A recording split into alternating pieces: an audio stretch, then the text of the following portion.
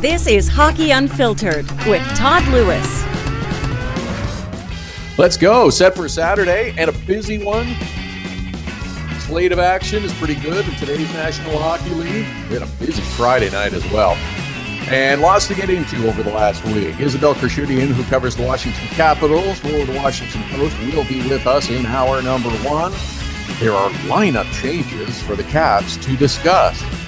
Mike Zeisberger from NHL.com also with us. Zeiss has done a really good piece, if you didn't catch it, earlier this week on the late Johnny Bower, who passed away last week. Really terrific piece. Pete Blackburn from CBS Sports will talk all things National Hockey League later on this hour. Joe Yerdon covering the Buffalo Sabres. Sabres with a nice victory last night over the New Jersey Devils. And Joe was also snowbound at the World Junior Championships in Buffalo yesterday. So we'll see if he's been able to dig himself out and get the latest on that. And Justin Tasch covering the New York Rangers for the New York Daily News. Also with us on the program today. Rangers suffer a loss to the Detroit Red Wings on Friday night. Their next contest, of course, will come up as part of the NHL Winter Classic on New Year's Day. At Hockey Unfiltered, at Todd Lewis Sports, the Twitter and Instagram handles to follow us. Hockey Unfiltered with Todd Lewis, powered by Primetime Radio, streaming live at hockeyunfiltered.com and on the Hockey Unfiltered app, available for download free from the App Store. It's all powered by Primetime Radio. Busy show coming up with a busy Saturday, and of course, it's Saturday, our final Saturday of 2017, our final opportunity in this calendar year to nominate your dog for the HU Dog of the Day. And importantly, that is the hashtag to use. HU Dog of the Day. Send us a photo via Instagram, via Twitter. Tag it with HU Dog of the Day to nominate your dog or a dog you love. Tell us your name, your dog's name, if there's a nice story that goes along with it. There's been a lot of great nominees this past season. Lots of good service dogs, lots of really cute dogs, lots of dogs wearing their favorite team's apparel. Maybe your dog's got some new clothes for Christmas you want to model. We do it every Saturday. The winner will be announced before the end of the program. The photo going up on our Facebook page, up on our website as well. We are in the midst of the holiday season. I do hope you've been able to spend some time with family and friends, enjoying lots of people wearing their new hockey-themed clothing. Lots of people are looking for bargains, of course, because there's a whole after Christmas shopping thing. Kids are enjoying time out of school. It's good. Chance to focus on your favorite team. World Junior Championships, as I mentioned, going on now in Buffalo. The PR machine is starting to really ramp up for the Sabres and Rangers New Year's Day annual meeting outside. The Winter Classic gets going. Over the last week, in amongst all of the holiday celebrations, plenty going on in the hockey world. Some of it really positive, a lot of really good plays, a lot of really good games, a lot of action, and a few puzzling items as well. Some very nice stories, some heartwarming moments. A couple of conspiracy theories have been thrown out, which makes for interesting discussion. NHL discipline has sort of been thrust forward as well. Lots of comment on a whole bunch of these things. The NHL schedule, because of the holiday break, the 3 days on the 24, 25, 26 is a little bit wonky. And with New Year's Day being the holiday and the Winter Classic and the lights, a little bit out of sorts from the norm. Friday night was super busy. There were 11 games. There's only 6 games today, which is usually a very busy day. Saturday normally very busy, but it's a little quieter today. Picks up again tomorrow, and then of course, as I mentioned, January 1, that's the Winter Classic, which everyone is really getting focused on because that's the only game that day. With a little more time on our hands because of the holiday season, though, at this point in the hockey year, some fans are just starting to dive a little deeper into the game and the season and their team and look a little more closely. Life takes over sometimes. You get busy with work, you get busy with other obligations and things that are taking up a lot more of your time. Life takes precedent, and it should. And with a bit of holiday time and a chance to maybe watch a little more hockey or listen to a little more hockey, you're getting a chance to notice that, hey, my team's doing a little bit better than I thought, or maybe my team's not doing quite as well as I had expected at the start of the season. We're not quite at the middle of the NHL year, but we're darn close. There'll be teams hitting 40 games this weekend. That's about as close as you're going to get to halfway. We'll have our second quarterly reports coming up tomorrow. On our final show of 2017, we'll have quarterly reports, just a little observation on each of the 31 teams in the National Hockey League. That's tomorrow. But as always, as people start to have a little time and a chance to focus on some of the things that have gone on, there have been a few surprises through this NHL season as we get close to the midpoint of the year. People are starting to believe that the early season surprises aren't so surprising anymore, and maybe these teams are for real.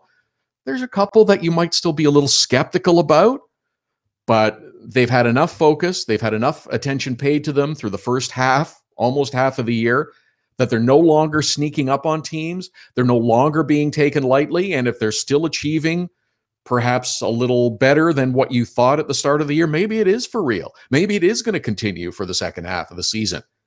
Some of these teams have also built up a bit of a cushion in the standings, off to a fast start, built up a nice comfort level. Even if they slide back a little bit in the second half of the year, they'll still find themselves in a good spot when game number 82 is played in the first week of April. We've passed the holiday freeze part of the NHL holiday break, the roster freeze that goes into effect because no player should be traded or moved during the holiday season. So we've passed that. Teams are able to move players, discuss, and make deals if they choose again. There's been a lot of discussion about players and possible player movement during the holiday freeze. I guess it gave people an opportunity with no games being played. Hey, maybe let's speculate and think about teams that might be willing to move players. There's been great battles for position in two of the four divisions in particular. The Central out west has been super competitive top to bottom. It's been great to watch. And in the Eastern Conference, it's been the Metro division. Again, super competitive. There have been some surprises and a lot of fun things to watch. New Jersey Devils have shocked and awed with their speed since the start of the season. Now, they didn't get the sweep of their homestand because Buffalo beat them in OT, so they fell. But New Jersey's got points in 8 straight games. 8 straight games. The winning streak snapped last night, but they wake up Saturday morning in a top spot in the Metro division. Number 1 for the New Jersey Devils in the Metro as play is set to begin on Saturday. That's ahead of everybody else, including the Washington Capitals. And conveniently enough, how about this? Devils and Washington are set to play on Saturday night. Isabelle Khurshudyan, as I mentioned, is going to join us a little bit later on to talk about that game and tee up what's going on. But the Devils have been kind of a delight to watch this year. They are different from the New Jersey Devils of past successful eras. Not completely different, but they are different. They still have good defense. But the objective of New Jersey hasn't been to smother and suffocate the opposition, kind of the way a python squeezes you. They've been fast, high tempo, aggressive, really big, deep, and quick on the forecheck. It's been fun to watch. Their offense has been so prolific. They've scored a bunch of goals. They were able to trade Adam Henrique because they had enough offense. They needed help on defense, so they got in Sami Vatanen. It's been a different Devils team. It's been fun to watch. Ray Shero has provided the help that his team has needed. It's been really good. Taylor Hall is having the year this year that I thought he was going to have a season ago. He needed more help, needed more good players around him, needed to get over being traded from Edmonton to New Jersey and the hurt that he felt. He has. He's having a great year leading the Devils. They've been a fun team to watch. Sabres, give him credit for coming back after being down a couple of goals on Friday night. Jack Eichel, couple of goals. Once again, another multi-goal game for Jack Eichel and the Buffalo Sabres. Game-winning goal in overtime. Don't look now, Eichel detractors. He's up to 15 on the season with the 2 he scores last night. On a team that doesn't score a lot, Jack Eichel's got 15. Buffalo's got 84. Eichel's got 15 of them. There's still a lot of work to be done with this roster, but Jack Eichel's really talented. He's a really fun player to watch. Not quite at halfway of the season for Buffalo or anyone else. Almost there. But Jack's on pace for at least 30 goals this year. Is that a satisfactory season for Jack Eichel? I'd say so. With the lineup that he's got around him and what he's got to work with, I'd say getting 30 for Jack Eichel is a satisfactory season, considering the proportion of goals he's involved in with the Buffalo Sabres. He'll get more in years ahead. He'll exceed 30. He'll have a chance to get 40. I mentioned conspiracy theories, and there was another video review play in last night's Sabres and Devils game that got a lot of attention. It was the second video review for the Sabres in a week. Last night, it was the Devils that scored. It looked like the Devils had scored. They did. Taylor Hall scored the goal to put the Devils up, but it was reviewed for offside. Hall knocked the puck up in the air as he was crossing over the blue line to enter the zone, then collected it, went in, and scored. He didn't have possession of the puck, though.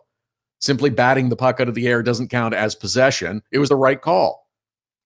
Good for Phil Housley to challenge that one. A couple of days before, the Sabres and Islanders were playing, and Robin Lehner initially makes what appears to be an incredible glove save along the goal line.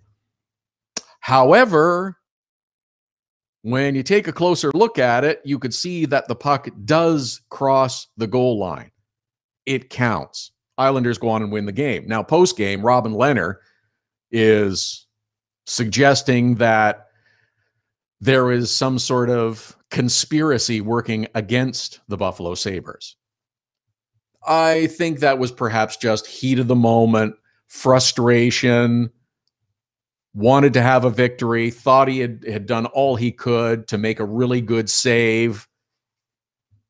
I think when he got a chance to review the video and look at it, he would perhaps recant some of that. Oh, Toronto, the video review office had already made up their mind that it was going to be a goal, and it's a conspiracy against us. We were destined to lose. Easy, man. That's a bit excessive. Watch the video. The puck is over the line. It's clearly visible as across the line. It's the right call. But action in the Metro has been great, and I'm reluctantly going to talk about another team that has burned me in the past, but Carolina Hurricanes. Again, I'm not going to go crazy over them this time. I'm not going to go all in and get all bent out of shape, but they are worth some attention.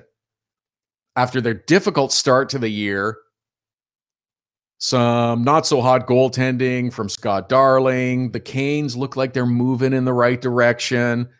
Cam Ward, when he's come in, he's played well. He got way overworked the last couple of years because they didn't have anybody to help him. But now, Scott Darling was supposed to be the guy. He's struggled. He hasn't played well, and they've been able to lean on Cam Ward a little bit because when he's been called upon, he's been good. If you got to lean on him a little bit till Scott Darling gets things sorted out, that's okay. Played well last night. Carolina ekes out a 2-1 victory over the Pittsburgh Penguins. Sebastian Aho has scored in 3 straight games. Carolina's 1 point behind the Islanders in the Metro. 2 points ahead of the Pittsburgh Penguins, who are on the outside of the playoff picture as we near midseason. That would be a negative surprise, I guess, from the start of the year. I don't think anybody expected the Pittsburgh Penguins to be halfway through the season on the outside. I'm still not overly worried. I'm not overly panicked about Pittsburgh. Pittsburgh did call up Daniel Sprong this morning from the American Hockey League, who has been one of the most prolific scorers in the American Hockey League. Maybe he translates it into the NHL. We will see. Maybe if you get the chance, pick him up in your fantasy hockey league like I did. At Hockey Unfiltered, at Todd Lewis Sports, the Twitter and Instagram handles. Lots to get to in this hour. Pete Blackburn from CBS Sports will join us. Mike Zeisberger from NHL.com will join us. And in the next segment, Isabelle Khurshudyan with us to talk Washington Capitals, New Jersey Devils. Those two teams tangle in one of 6 games on the Saturday schedule. Hashtag HU Dog of the Day to tweet us and send us via Instagram your nominee for the Hockey Unfiltered Dog of the Day. Back with much more. Lots to get to on a busy Saturday. Hockey Unfiltered with Todd Lewis back after the break. The best way to get set for the busy Saturday night of hockey is with Hockey Primetime. Beginning at 5 p.m. Eastern, host Connor McKenna whips you around the league for the latest stories and info leading up to the early game starts. Plus, he'll give his own spin on the biggest stories in the National Hockey League. Hockey Primetime with Connor McKenna. Sometimes serious, sometimes a little goofy, but always interesting. Listen live at hockeyprimetime.com, 5 p.m. Eastern every Saturday. Creativity and innovation are the hallmarks of Nova Product Design. Whether it's mechanical or industrial, cutting-edge technology and a commitment to excellence make Nova Product Design the company to choose. Prototypes and beta units are a Nova Product Design specialty. Striving for revolutionary new ideas and methods keep Nova Product Design at the forefront of innovation. Visit novaproductdesign.com and learn more. Hockey Unfiltered with Todd Lewis sends you to the biggest events at the best prices.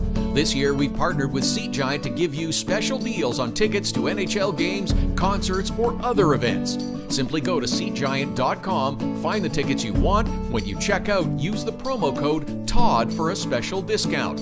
That's promo code TODD for a special discount. Start saving with SeatGiant.com on your next purchase. Being on the World Wide Web is great. Being found is the tricky part.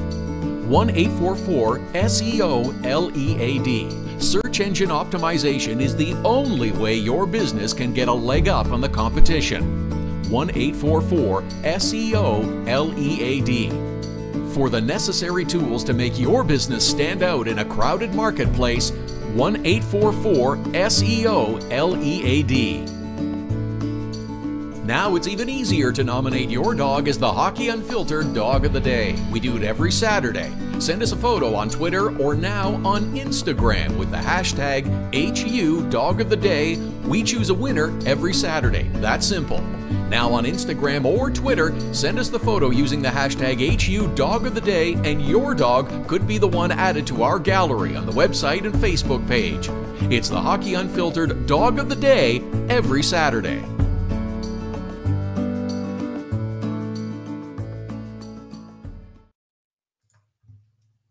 Welcome back. This is Hockey Unfiltered with Todd Lewis, Saturday edition. Here Saturdays and Sundays, 11 Eastern, 8 a.m. Pacific, streaming live at hockeyunfiltered.com and on the Hockey Unfiltered app.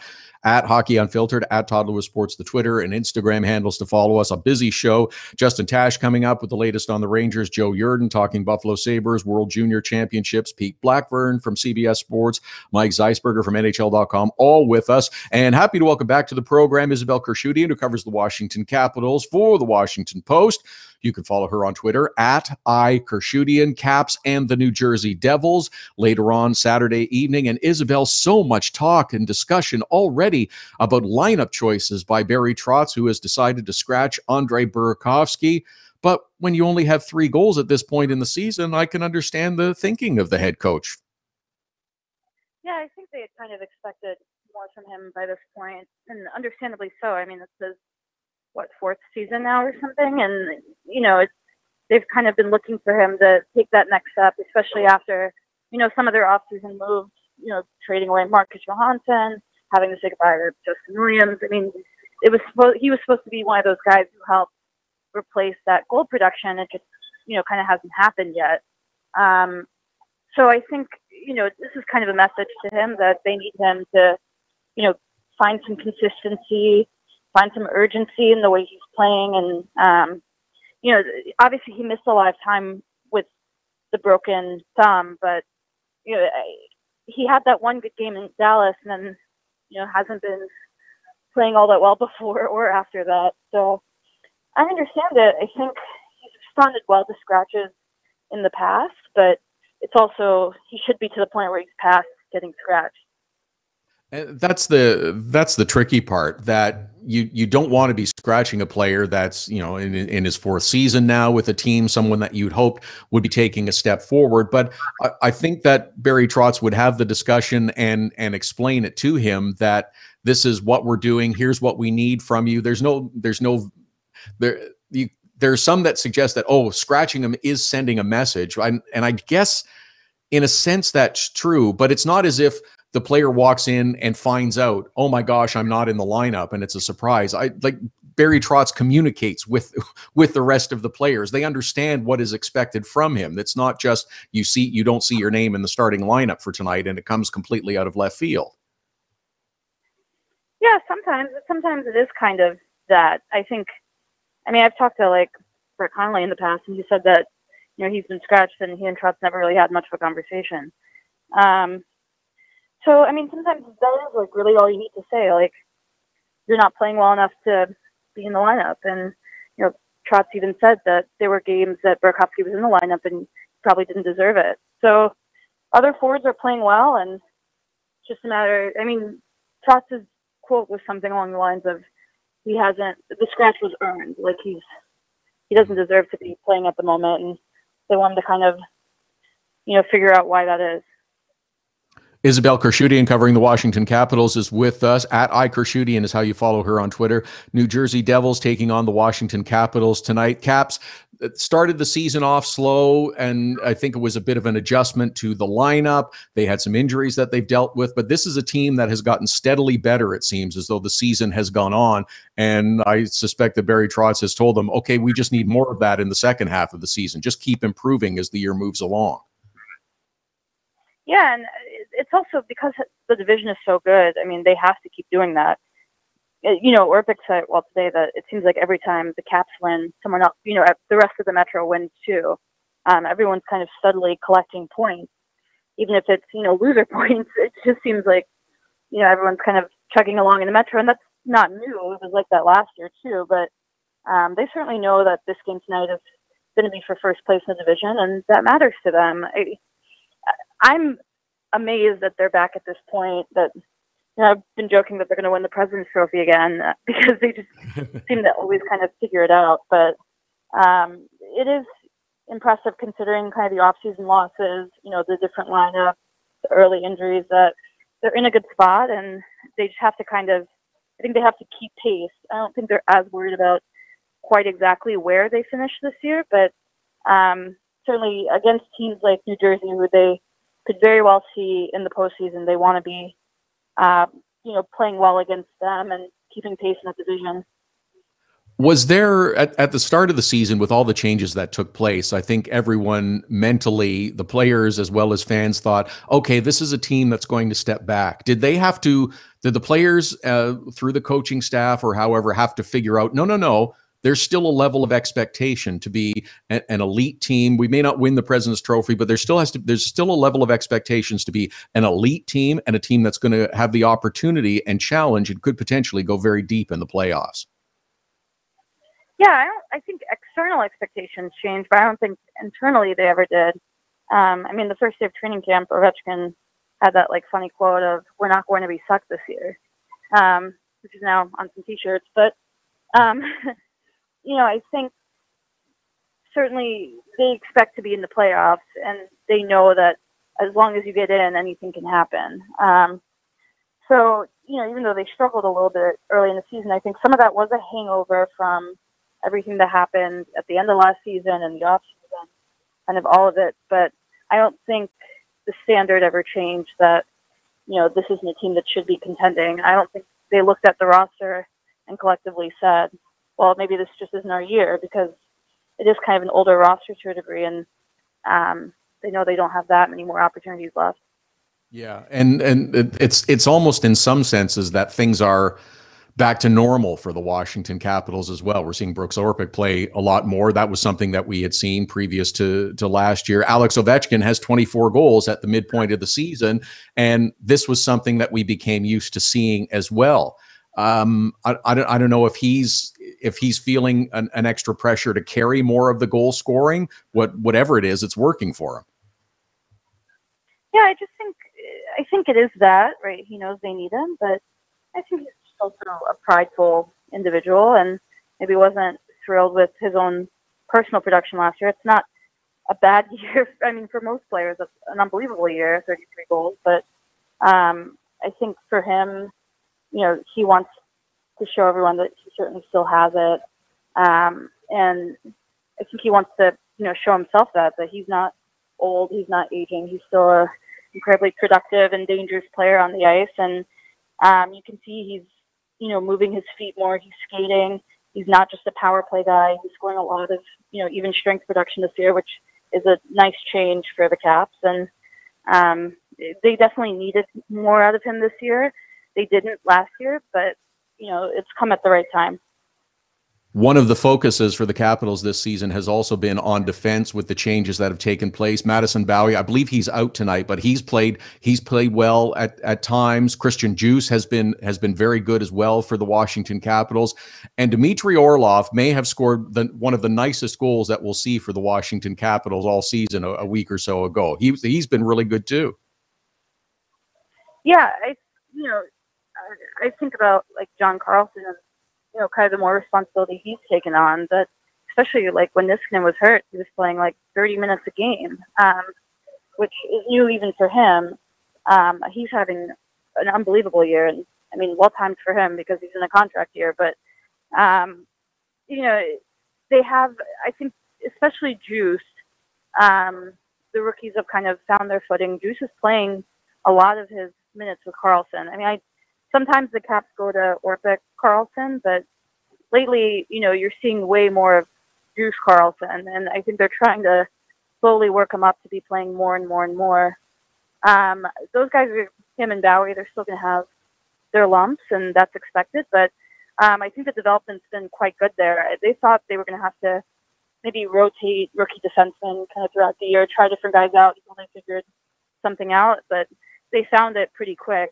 I think those guys are here to stay, and Bowey's had a little bit more of a rougher go of it lately, but I still think on the whole he's been pretty good this year as well.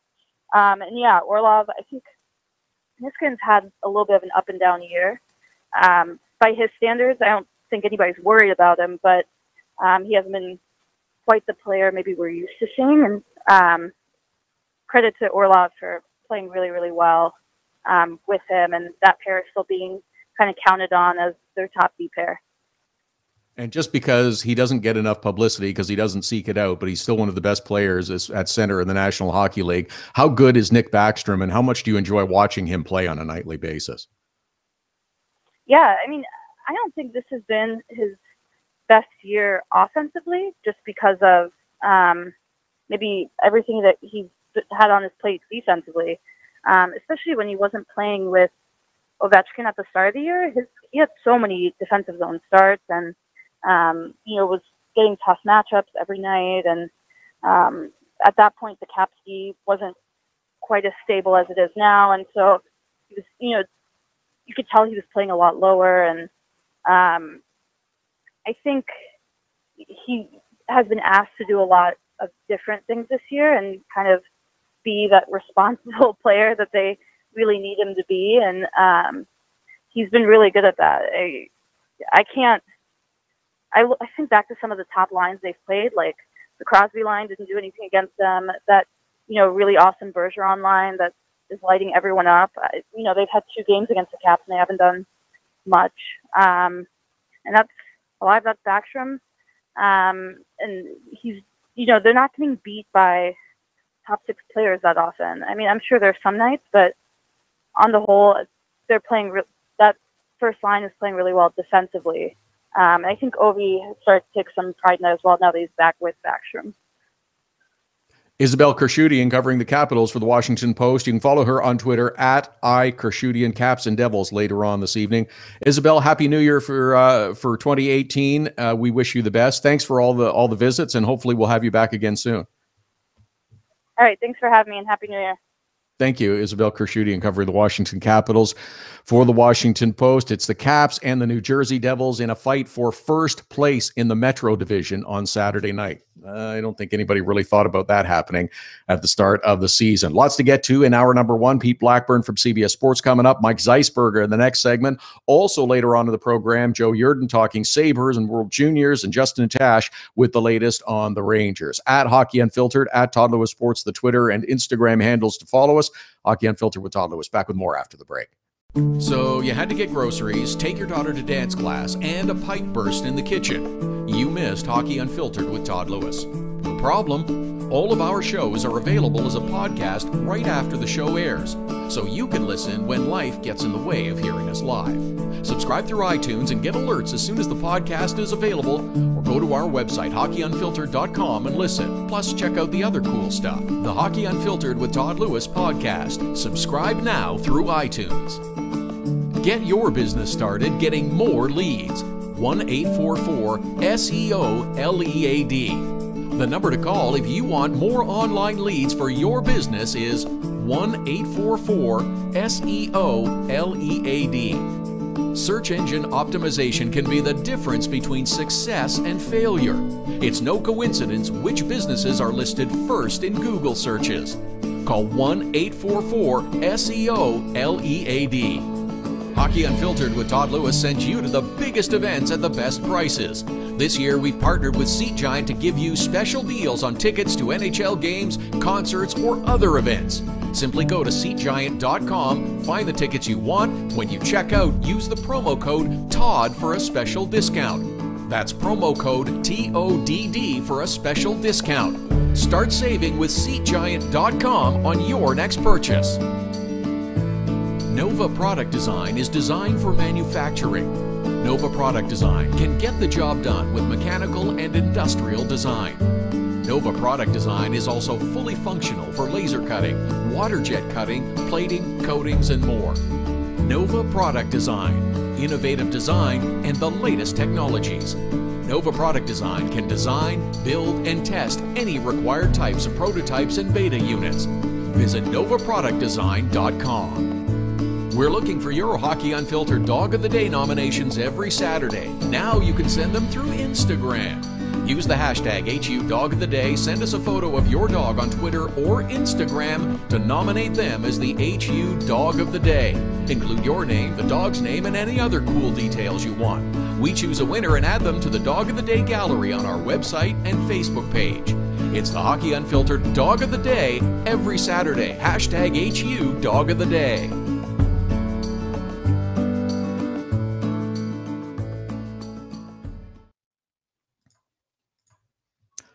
Welcome back. This is Hockey Unfiltered with Todd Lewis. It's the Saturday edition here every Saturday and Sunday, 11 Eastern, 8 a.m. Pacific, streaming live at hockeyunfiltered.com and on the Hockey Unfiltered app, powered by Primetime Radio, live on Facebook, live on Periscope, on YouTube Live, every Saturday and Sunday, 11 Eastern, 8 a.m. Pacific. It is a busy couple of hours. We had a super busy Friday night in the National Hockey League, which is unusual with 11 games, and it's a bit quieter today on Saturday. Only a half a dozen, which is low by comparison with the usual Saturday night schedule. All because of the holidays, the 3 days off around Christmas. There's only one game on Monday, which is of course the Winter Classic. So it's just a little bit off, but lots of good NHL action and lots of good NHL games to look forward to. Welcoming back to the program, one of our favorite guests, because we always have great discussions in a wide variety of topics. Now churning out great content for NHL.com. You can follow him on Twitter at Zeisberger. Mike Zeisberger joins us. Good to have you back as always, Mike. And by the way, before we go too deep, that was a wonderful piece that you did on Johnny Bower after his passing a few days ago. While it's sad, I know, to talk about the loss of Johnny Bower, hearing all those great stories that you heard and so many of us have heard over the next little while was really something, and you really get a picture of the kind of person he was. Well, first of all, season greetings, belated Merry Christmas and early Happy New Year to you and your family and the whole Sirius XM family and all the listeners out there. Thanks for having me on, and thanks for the very kind words about Johnny Bower. It was a pretty easy piece to pen because, all I did was reach out to people who he had touched, and there's so many of them.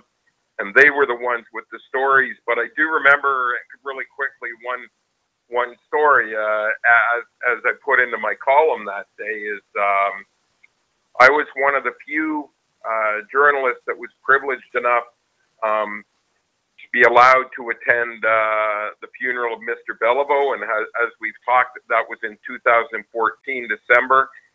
And as we've talked about before, I mean, I had so much respect for the man. He was one of only 2 or 3 athletes, legends that I couldn't call him John. I had to call him Mr. every time I dealt with them, and it was just fascinating because all the pallbearers were given red flowers to wear in their lapels. I always get that word wrong. Is it what they call those flowers? But anyways, Elise Beliveau, the widow of Jean Beliveau, went up to Yvon Cornwallis and said, "There's one other person I want to wear a red one. Everybody else is wearing white, and that's Johnny Bower." Now, Johnny Bower was the guy that had spent a good chunk of his career trying to beat the Habs and trying to beat Beliveau. And yet, Elise Beliveau had so much respect for this man that she and the Habs welcomed him into their family on one of the most, moving, emotional days in Montreal Canadiens history. And I think, when you get that type of respect from your biggest rival, I think it says a lot to what kind of man you were. And rest in peace, Johnny Bower. Thanks for sharing that story with us, Mike. That's just one of the several stories in Mike's column. We'll tweet out the link to it from NHL.com. A really terrific piece, and the Maple Leafs will be honoring Johnny Bower at their first home game after their road trip that they are on, which takes place on the 2nd of January when the Tampa Bay Lightning come to town as well. The Leafs had a quick 2-game road trip after the Christmas holiday break. Austin Matthews, Mike, makes just about as good a return to Arizona as you can make, and from injury scores a nice goal. The Leafs fall short in their game against the Colorado Avalanche, going down in overtime. But it's funny, the Leafs team, that they'll just watching them, they don't always look like they're as good as they can really be, and we still see so much potential almost on a nightly basis that there's still more room for growth from this team. Well, yeah, and I think that, Todd, you and I have talked about this as well. People seem to forget that, last year, at the beginning of the year, the expectations in Toronto and probably throughout the National Hockey League were, we're not sure if they're going to make the playoffs, but boy, these kids are really fun to watch.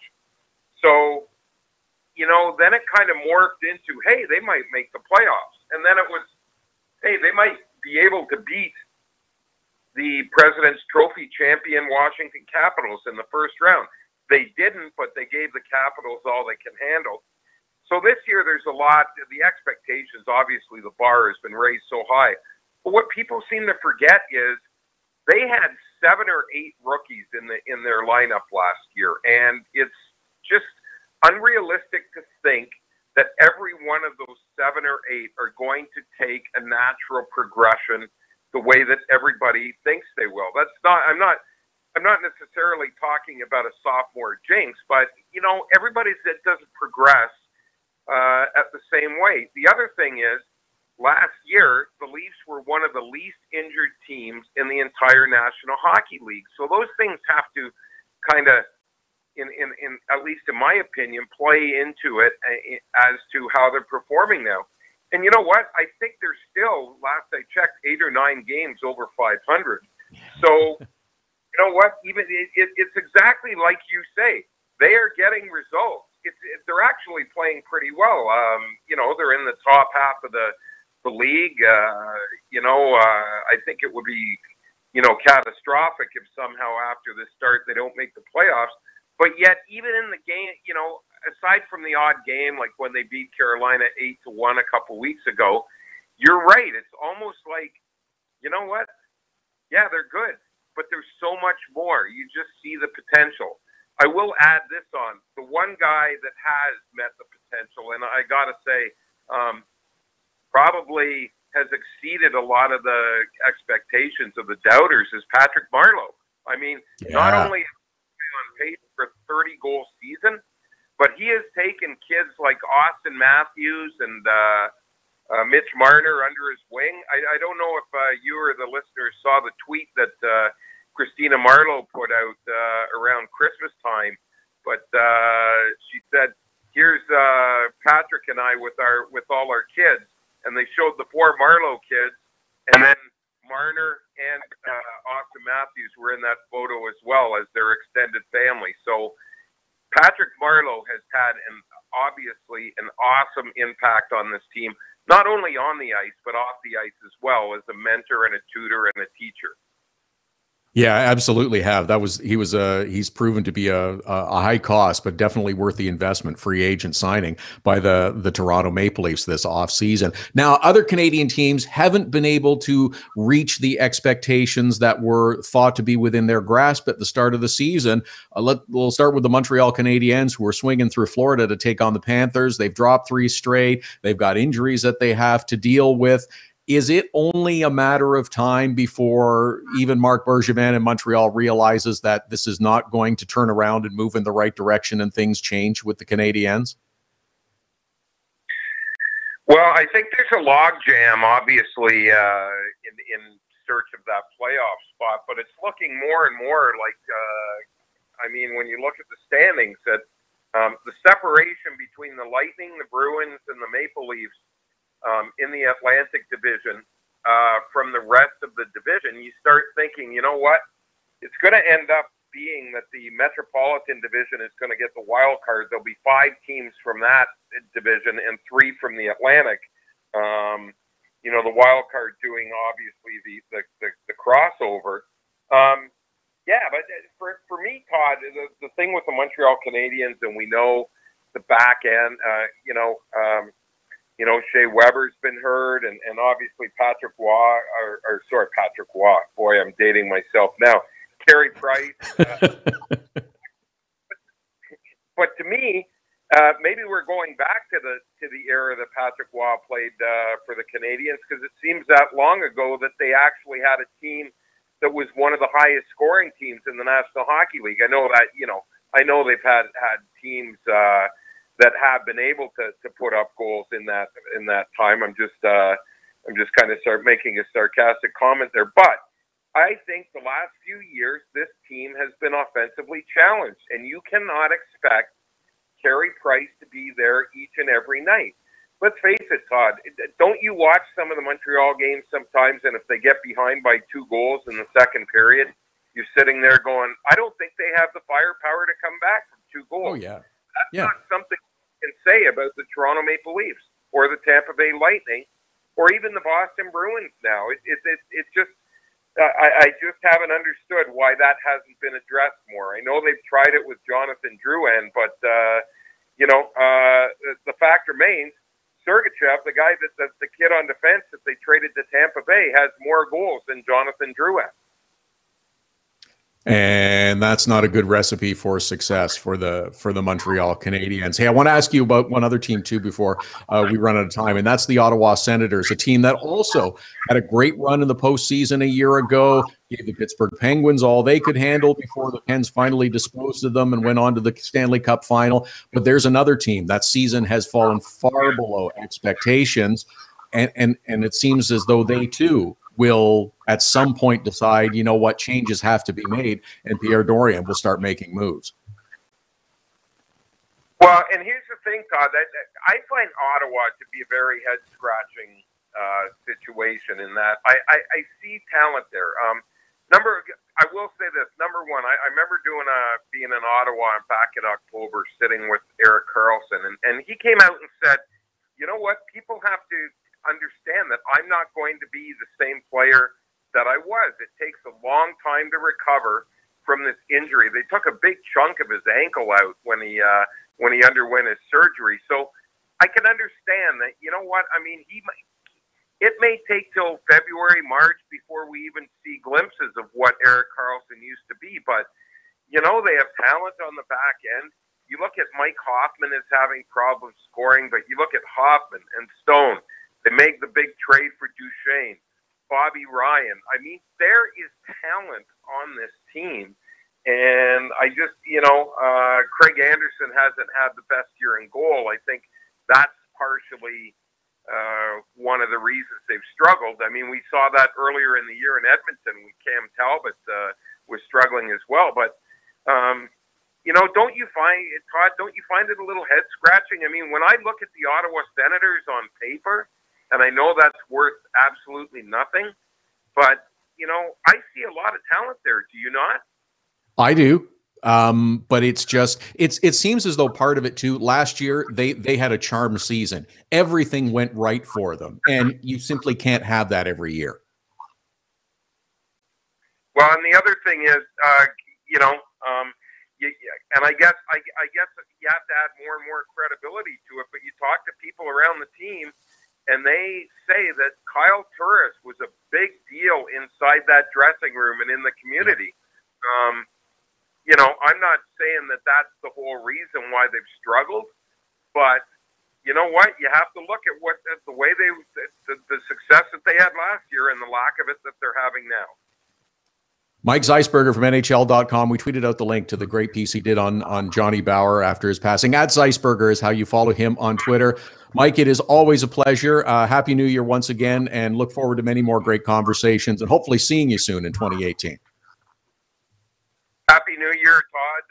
If you're at the Winter Classic on Monday at the City Field, I'll see you there. And I just want to wish everybody a Happy New Year, and please be safe. And thanks for having me on as usual. Always great chatting pucks with you. Cheers. A pleasure, my friend. Mike Zeisberger from NHL.com. Ottawa had everything go right last year. Clark MacArthur. There's just so many things. The Kyle Turris situation. Yeah, that added up. Erik Karlsson having to have surgery. Sure, that adds up. It's all a bunch of little things that has all worked against the Ottawa Senators, I think, this season. Hockey Unfiltered, Todd Lewis Sports, Twitter and Instagram handles. A quick break, and then coming back to talk with Pete Blackburn from CBS Sports up next. Hockey Unfiltered with Todd Lewis sends you to the biggest events at the best prices. This year, we've partnered with Seat Giant to give you special deals on tickets to NHL games, concerts, or other events. Simply go to SeatGiant.com, find the tickets you want. When you check out, use the promo code TODD for a special discount. That's promo code TODD for a special discount. Start saving with SeatGiant.com on your next purchase. Get your business started getting more leads. 1-844-SEO-LEAD. The number to call if you want more online leads for your business is 1-844-SEO-LEAD. Search engine optimization can be the difference between success and failure. It's no coincidence which businesses are listed first in Google searches. Call 1-844-SEO-LEAD. Now it's even easier to nominate your dog as the Hockey Unfiltered Dog of the Day. We do it every Saturday. Send us a photo on Twitter or now on Instagram with the hashtag HU Dog of the Day. We choose a winner every Saturday. That's simple. Now on Instagram or Twitter, send us the photo using the hashtag HU Dog of the Day, and your dog could be the one added to our gallery on the website and Facebook page. It's the Hockey Unfiltered Dog of the Day every Saturday. Cutting-edge design for manufacturing. Nova Product Design. Industrial design. Mechanical engineering and design. Nova Product Design provides experienced design for parts and assemblies, manufacturing, assembly, and serviceability. From plastic parts to sheet metal forming, mold and tool design, injection molding, and more. Nova Product Design. Visit novaproductdesign.com to learn more. So you had to get groceries, take your daughter to dance class, and a pipe burst in the kitchen. You missed Hockey Unfiltered with Todd Lewis. No problem. All of our shows are available as a podcast right after the show airs, so you can listen when life gets in the way of hearing us live. Subscribe through iTunes and get alerts as soon as the podcast is available, or go to our website, hockeyunfiltered.com, and listen. Plus, check out the other cool stuff. The Hockey Unfiltered with Todd Lewis podcast. Subscribe now through iTunes.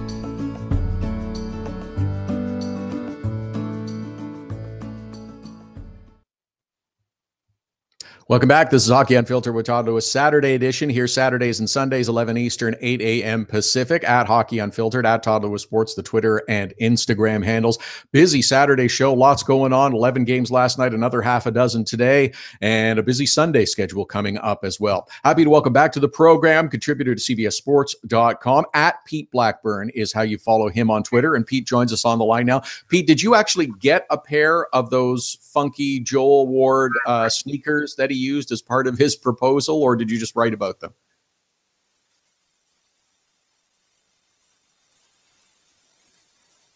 Oh, sounds like we're having a little trouble with Pete Blackburn. Pete, are you there? Not there, unfortunately. But Pete wrote a little piece about Joel Ward of the San Jose Sharks, who involved a rather cool pair of running shoes in a proposal in the last couple of days. We'll have to we'll tweet out the link to that. You can check it out and see. It's pretty it's pretty interesting, the shoes. Cool blue color. I like them. They look really good. We'll endeavor to connect with Pete and get him back on the line as quick as we can before the top of the hour. See if we can squeeze him in for a couple of minutes. We've got a busy second hour coming up as well with Joe Yerdon from NHL.com to talk a little Buffalo Sabres and also a little about the World Junior Hockey Championships that are taking place in Buffalo as well. Had the big snowbound game yesterday between Team Canada and the USA. The first Winter Classic that took place in Buffalo 10 years ago involved Pittsburgh and Buffalo, and it had kind of the snow globe effect. That's the descriptive phrase that many use to paint the beautiful picture of the Winter Classic. Yesterday, between Team Canada and Team USA, that was a little bit different. Oh, looks like we may have Pete. We have Pete back. Pete, are you with us?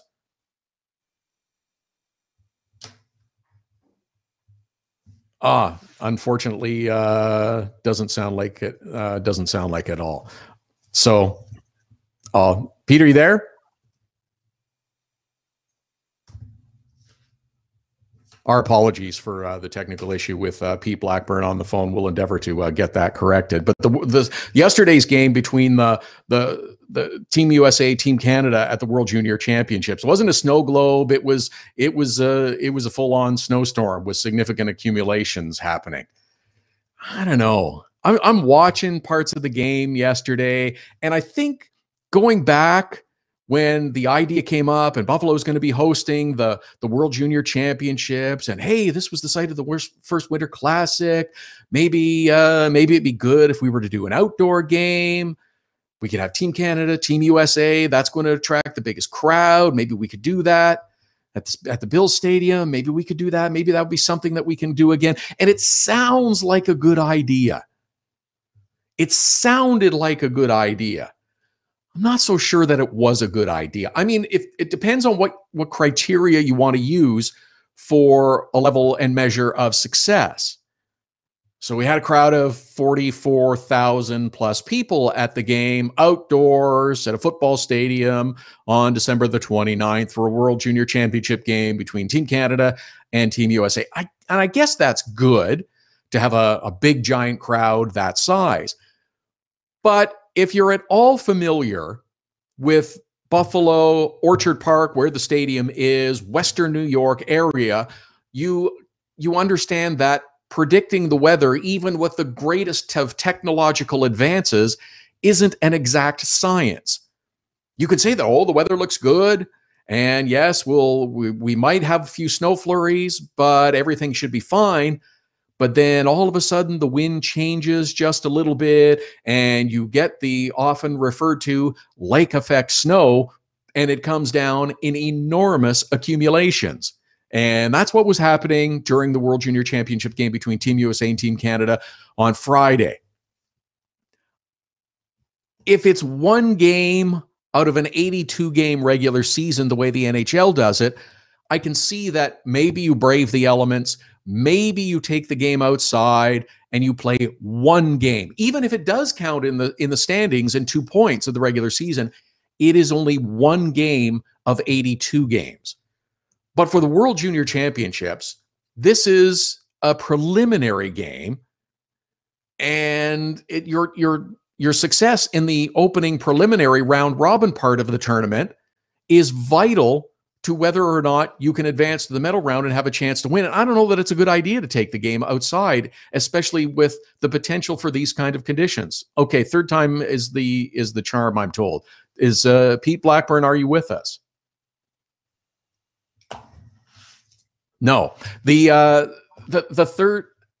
game outside is one of three, I believe, that you play in the in the opening round.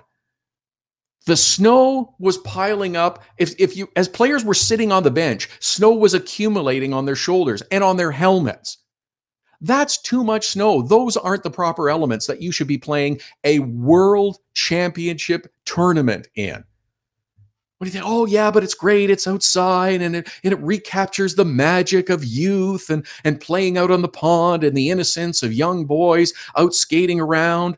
That's not what this tournament is about. I can deal with it for a once-a-year thing, whether it's the Winter Classic or the Stadium Series or whatever, but this is not the time to be doing it when a team's world championship success is dependent on how well they do. And to top it off, it was a terrible game because of the conditions. It's cold and windy and snowy, and you could see that it was affecting the players. They're moving around slowly. The officials, I think, would have rather been anywhere else than out on the ice skating around with Team Canada and Team USA. Conditions were awful. That game should not have been played. They looked at the temperature, they looked at the weather forecast, and then there was the thought, oh, well, we'll make a decision in a couple of hours in advance of the game whether or not to move it inside, except that you've already sold better than 44,000 tickets. And if you do move the game and it is going to go inside, not everybody's getting a seat inside. And that means you're giving up an awful lot of that money. That's the problem. That's the problem. So it's great to say that, well, we have a backup and we have a contingency plan, but this is one game, world championship. There's no chance to push back the start time. There's no chance to reschedule and do it the next day. We'll push it back 6 or 7 hours the way they have done with the Winter Classic, depending on the weather, if it hasn't worked out right. Remember the rainy game in Pittsburgh a few years ago? It was raining in the afternoon. They pushed the game back into the evening. The weather cleared. It was fine. It worked out okay. No chance to do that with this game. You're giving up a lot of money. I don't think this is the right time to be doing it. I know people have said that, well, maybe we've reached the saturation point of outdoor games. Yeah, when they get to this stage. Once a year, twice a year, hey, even 3 times a year in the National Hockey League. If you've got different teams, I can see it. In this type of instance, I think it was a good idea that didn't work out and shouldn't have been pursued. It's the wrong time to do it. It's the wrong venue to do it. The weather is too likely to fluctuate, as you've seen in Western New York. There's no opportunity to reschedule the game as part of this tournament like this. I think it was a mistake. Oh, yeah. Oh, and everybody's watching the game and shaking their heads saying, oh, I can't believe that they're playing out there. And you're right. I can't believe that they were playing out there. I can't believe that they made the decision to go ahead with it. I can't believe that they sent these teenagers out to play and tolerate that and play for a world championship. It was a mistake. At Hockey Unfiltered, at Todd Lewis Sports, Twitter and Instagram handles. 1 more hour to go. Still time for you to submit your nominee for the Dog of the Day. Hockey Unfiltered Dog of the Day. We do it every Saturday. Use the hashtag HU Dog of the Day. Send them via Twitter. Send them via Instagram using the hashtag HU Dog of the Day. And we pick a winner every Saturday. The photo goes up on our website, up on our Facebook page. Send your name, send the dog's name, and if there's a little story, we like that too. Hockey Unfiltered with Todd Lewis. Back after the break. Hockey Unfiltered with Todd Lewis sends you to the biggest events at the best prices. This year, we've partnered with Seat Giant to give you special deals on tickets to NHL games, concerts, or other events. Simply go to SeatGiant.com, find the tickets you want. When you check out, use the promo code TODD for a special discount. That's promo code TODD for a special discount. Start saving with SeatGiant.com on your next purchase. Look, we know it happens. Life gets in the way and sometimes you can't catch the live edition of Hockey Unfiltered with Todd Lewis. But we've made it easy for you to catch up on the show you might have missed. Hockey Unfiltered with Todd Lewis is available as a podcast on iTunes, iHeartRadio, and Blog Talk Radio. You don't want to miss an episode. If you miss the live show, check out the podcast. Don't miss any shows. There's a test coming up later. Subscribe now. Get your business started getting more leads. 1-844-SEO-LEAD. The number to call if you want more online leads for your business is 1-844-SEO-LEAD. Search engine optimization can be the difference between success and failure. It's no coincidence which businesses are listed first in Google searches. Call 1-844-SEO-LEAD. Use the code Get the Savings. Hockey Unfiltered with Todd Lewis listeners save with Seat Giant and the promo code TODD. That's TODD at SeatGiant.com. Just log on to SeatGiant.com to find the best tickets to NHL games, concerts, or whatever you want and save. Use the promo code TODD. That's TODD when you check out and you save. Canadian listeners can save at SeatGiant.ca. That's SeatGiant.com and .ca. Cutting-edge design for manufacturing. Nova Product Design. Industrial design. Mechanical engineering and design. Nova Product Design provides experienced design for parts and assemblies, manufacturing, assembly, and serviceability. From plastic parts to sheet metal forming, mold and tool design, injection molding, and more. Nova Product Design. Visit novaproductdesign.com to learn more.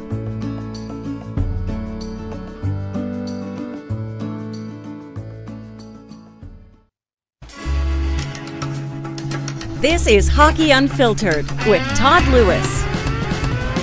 Here we go, hour number 2 of the Saturday program. In a busy first hour, a lot of stuff going on. Busy week in the National Hockey League. 11 games on Friday nights, another good half dozen on Saturday. Really good matchups as well. Been a lot of good divisional matchups over the last couple of weeks. In the East, in the West. We'll get into a lot of things this hour with Joe Yerdon from NHL.com. Covers the Buffalo Sabres. He was also in attendance at the Blizzard in Buffalo yesterday as part of the World Junior Hockey Championships. Team USA, Team Canada. Man, I don't think they should have played that game. I don't think they should have played that. Well, they should have played the game, but they shouldn't have played it outdoors. That was not the best use of player talent on display there. Justin Tasch from the New York Daily News will also join us in this hour and talk a little bit about the New York Rangers. Rangers suffered a shootout loss 3-2 to the Detroit Red Wings last night. And the Rangers, of course, will be in action against the Buffalo Sabres coming up on January 1st, the Winter Classic. Outdoor game 10 years later. Buffalo was in the first one. Yes, it was a snow globe effect. Well, it was a blizzard in Buffalo on Friday as part of the World Junior Championships. My goodness, that was something else. That was something else. At Hockey Unfiltered, at Todd Lewis Sports, the Twitter and Instagram handles to follow us. Tweet us, send us via Instagram your nominee for the Hockey Unfiltered Dog of the Day. We do it every Saturday. Hashtag is HU Dog of the Day. Send them on Twitter, send them on Instagram, your name, the dog's name. If there's a little story that goes along with it, how you two came together. If it's a service dog, we love service dogs and working dogs. We pick a winner every Saturday and put the photo up on our website and up on our Facebook page as well. Hockey Unfiltered Dog of the Day. Hashtag is HU Dog of the Day. We do it every Saturday. Hopefully you're having some time with family and friends, a chance to celebrate, spend a little more time focused on your favorite team and what's going on in the National Hockey League. Some interesting games, as I mentioned. Ottawa won a game on Friday. Yeah, they did. They did. They won a game 5-4 over the Columbus Blue Jackets. They won. How about it? Sergei Bobrovsky let in at least 2 that he usually doesn't let in, and that certainly helped the Ottawa Senators. But hey, they've got a couple of injuries. Columbus is okay, but they're not a deep team. With a couple of guys out of the lineup, it has a significant impact on them. Columbus, hey, they got a couple of goals from Sonny Milano. Is this it? Is this the time? Is it finally going to happen for Sonny Milano with the Columbus Blue Jackets? Got off to that hot start, then sort of been in and out. He's been up and down a couple of times to Cleveland. Maybe it's going to stick now. Hope so. Mentioned the 3-2 game with the Rangers falling to the Detroit Red Wings in the shootout. Ranger call-up Vinny Lettieri scored his first NHL goal in his first game on Friday night, and family was there to celebrate with him. That's nice. I did mention this. Well, there are a couple of really good games over the last couple of weeks, divisional games in the East. It's been the Metro Division. That's been sensational to watch. New Jersey and Washington will play later on this evening. Good game. Good game. New Jersey and Buffalo. That was an overtime game. Buffalo coming from 2 goals down to win on Friday. Good divisional game. And it's been the same out west as well as part of the Central Division. Some really good Central Division games over the last little while. In the Western Conference, it has been something to watch these teams play. Blues dealing with some injuries were taking on the Dallas Stars. If you go to Dallas to play a game, you're in for a fight.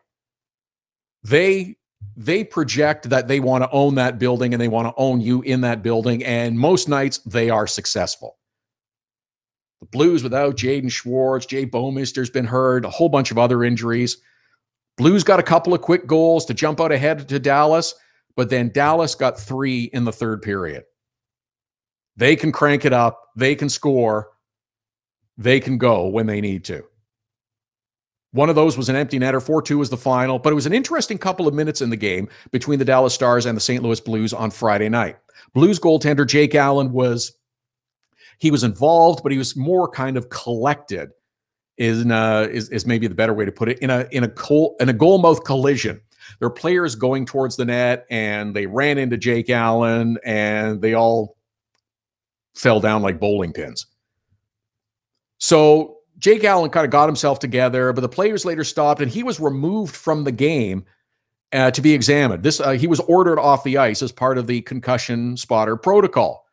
Carter Hutton, take the baseball cap off, get the gloves and the mask on, you're going in. He came in and played 9.5 minutes. Stopped all the shots against him, was only a couple. Jake Allen did return to the game later on. He took the loss. But here's the kind of incident that when it occurs in the regular season is one thing, but what if this happens during a playoff game? It's a question that's been asked a couple of times. I've talked about it a few times already during this season in the first half. What if you have a circumstance like this during the playoffs? I understand everybody's intentions are good here, and it makes sense that you have independent spotters looking for the possibility of injury, that a player may have sustained an injury.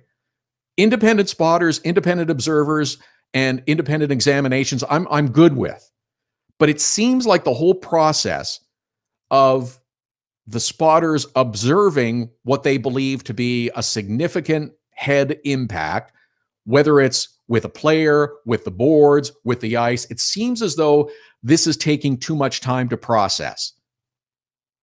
From the spotter noticing that there was an impact, that head contact took place in whatever form, however they see it as serious enough, for them to communicate with the trainers and staff on the bench, and the word to be relayed to say, hey, this player, in this case, goaltender Jake Allen, and it's most significant when it's a goaltender, because the backup goalies don't get a warm-up. Do we need to do something more? Is there a better process? Is there a better way to have this whole sequence of events take place? Independent spotter, okay, I see something that I think is a concern. A player may have suffered an injury. There might have been an impact that's significant to have caused some sort of injury to the head. I want to check this out a little bit further. Right now, you communicate through the trainers, through the team, and then the word goes out that the player has to be removed. And it's especially important if it's a goaltender do you need to have the independent spotters, the independent observers in closer proximity? Do they need to be on the bench with teams? Put them between the benches, somewhere in that vicinity. Is that a better way? Do you need to not only have independent spotters on the bench, but when a goaltender especially suffers contact, the way Jake Allen did in the game Friday night against the Dallas Stars, do you need the independent spotter, the independent professional to examine the goaltender before they are forced to leave the ice? Is that a more equitable way to perform this function of making sure that players are safe and making sure that players are not playing with an injury that could result in further, more serious damage or injury? Let them come out onto the ice. Let them talk to the goaltender. Let them talk to the player before you have to pull them out. I can understand you don't want to do it for every skater, but for goaltenders, Is this something that you need? Do you need the independent examination to start to take place on the ice? Maybe that's the initial examination. Okay, he seems fine. I'm going to give the okay for the play to resume and play to continue. This might cause a bit of a delay that's a little longer than your normal injury stoppage. But isn't that a better way for teams to proceed or allow teams to proceed? I mean, if you're taking a goaltender out of the game, it's one thing if it's game 39 or 40 in the middle of a season. But if you're in a playoff game and things get more intense and there are perhaps more frequent and intense collisions, and you decide, okay, I'm pulling that goaltender out. What if the goaltender's not injured? What if the goaltender's fine? What if he's okay to come back, but he's missed 8, 9, 10 minutes of game time? Carter Hutton had to come in and play for 9.5 minutes on Friday night. Do you want to be making that call in the playoffs? And if you don't, are you going to be reluctant to make that call in the playoffs? Maybe the independent professional should come out onto the ice and be part of the examination process with the trainers, with the medical staff for the team. Might take an extra minute or two, might take an extra minute or 3. But if the goaltender is okay and allowed to continue, isn't it worth that perhaps somewhat longer delay? This could be something that we're talking about in the postseason. I don't want that to happen. I like the idea. You're taking some of the decision-making process out of the teams and out of the players' hands. Because at times, players and teams do need to be protected from themselves. I think that's okay. But let's do it in a way that doesn't disrupt the balance of the game. You're taking a number one goaltender out for half a period. Who knows what happens in that process when the backup has to come in and doesn't have a chance to warm up and doesn't have a chance to stretch. He's got to get in and go. What if your opponent is on a power play at that time? That's really jumping into it really fast. Something we should be looking at and considering. I'm all for protecting the players, but let's do it in the best possible way that doesn't disrupt the game. Also in the Central Division, another good game on Friday was Nashville and Minnesota. Devan Dubnyk returned after missing about a half a dozen games. He was in goal. It was good news. Zach Parise went down to the American Hockey League for his one-game conditioning stint. Has not been activated yet, but he's getting closer. In fact, he had an assist in the American Hockey League game. Nino Niederreiter is still out for the Minnesota Wild, but they got the victory. 4-2 was the final. Michael Granlund, 3 goals. He gets the hat trick. Devan Dubnyk made better than 40 saves in the game. Minnesota is going to be heard from before the playoff spots are decided in the Central. They had some awful, awful struggles early on in the season. Weren't playing as well as everyone had expected. Had some nasty injuries that they had to deal with. Zach Parise hasn't played yet, but he's getting closer. Nino Niederreiter will be back. Charlie Coyle missed some time, as did some others.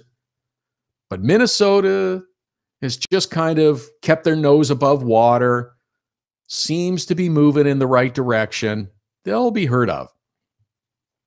Cool part is these two teams will go again today in Nashville. It's part of a home and home. Play Friday night in Minnesota. They go again in Nashville. Nashville has been struggling a little bit over the last week or two. They've lost 4 of their last 5. These two teams, as mentioned, will go also in the game. Bruce Boudreau had to leave the game in Minnesota with the Wild and the Nashville Predators for a couple of minutes. He was hit in the head by an errant puck. Left the ice, went out of play, and Bruce Boudreau tried to stop it with his head. He left for a little while, had some repairs. He was able to come back. Everything seems to be fine. I don't believe anyone said, "Hey, how's the puck?" after it hit Bruce Boudreau. That was that was the joke I've heard once or twice. At Hockey Unfiltered, at Todd Lewis Sports, the Twitter and Instagram handles. #HU Dog of the Day to send us your Dog of the Day nominations via Twitter, via Instagram, a photo of your dog, and Tell us the little story that goes along with it. We just like to recognize wonderful dogs in our community as part of our program. Hockey Unfiltered with Todd Lewis. Lots to get to rather in this hour. Joe Yerdon will join us coming up shortly. We'll talk Sabres. We'll talk the World Junior Championships and the snowstorm yesterday. Justin Tasch also coming up before the hour is done. We'll talk about the Rangers.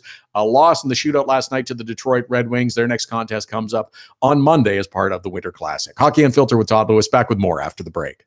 There's special savings for Hockey Unfiltered listeners with our new ticket partner, Seat Giant. And Canadian fans can also purchase in Canadian dollars. Go to SeatGiant.ca, find the tickets you're looking for. Doesn't matter if it's NHL games, concerts, or any other event. You get a special discount with the promo code TODD. That's Todd with 2 Ds.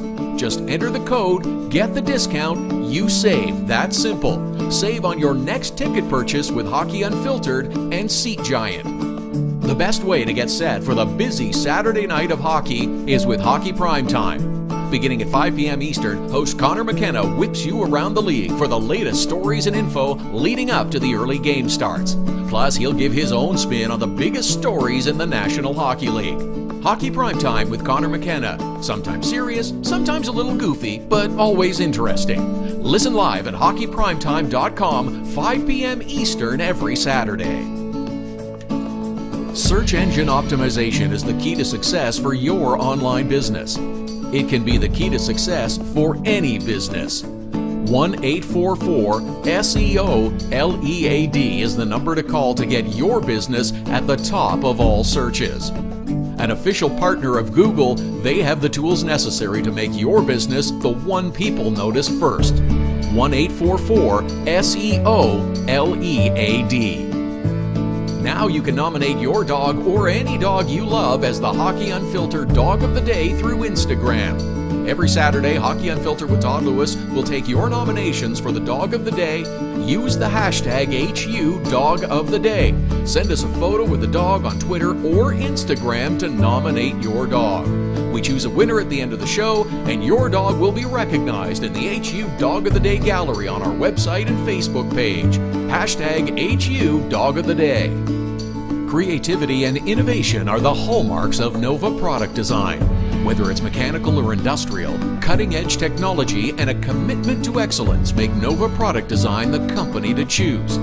Prototypes and beta units are a Nova Product Design specialty. Striving for revolutionary new ideas and methods keep Nova Product Design at the forefront of innovation. Visit novaproductdesign.com and learn more.